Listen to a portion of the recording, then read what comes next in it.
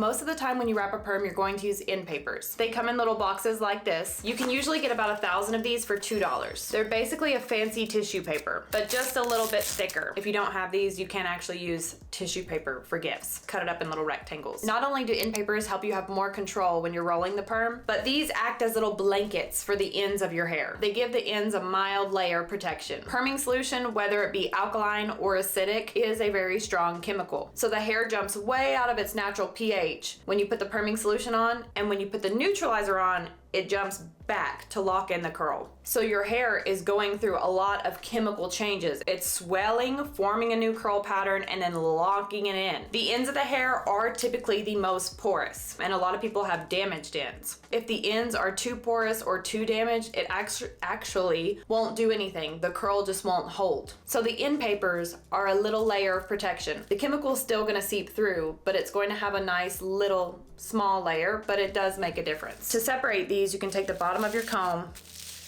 and do a little twist.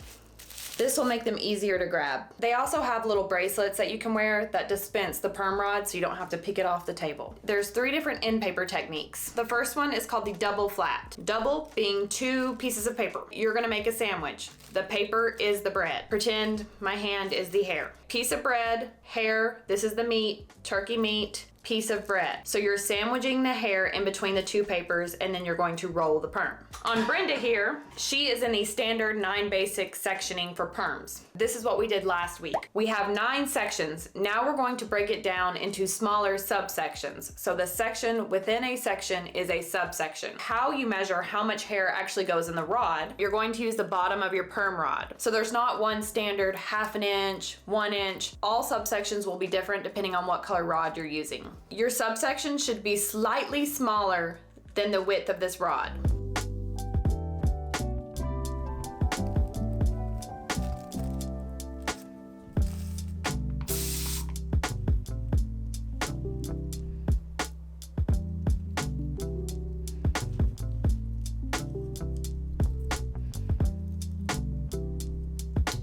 The next wrap is called the single flat wrap. You're using 1 piece of paper. Single paper, you don't need a man, put the hair over it. The paper is on the bottom, hair on top.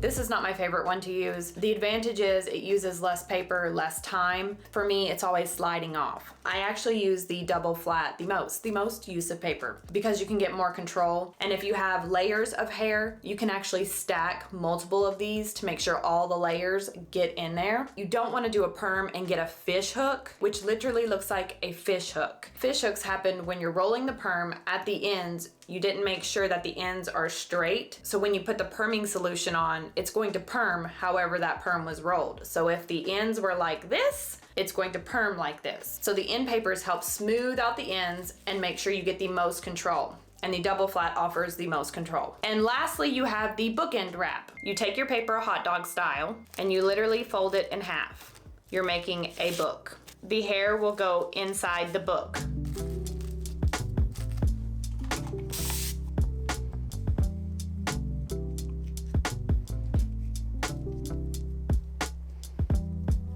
Quick little recap. Most of the time you are going to use end wraps, especially if you're in school. Me personally, I use them all the time, even if I'm doing a roller set perm or a rod perm, sorry. Couldn't think what those were called, the little bendy rods. Double flat, the most common technique to wrap the hair is using 2 papers. The bread, the meat, the hair, the bread. A sandwich, there goes the bread. Single flat, your single lady on the bottom, hair on top. Your bookend is hot dog style, folding it in half, hair inside the book.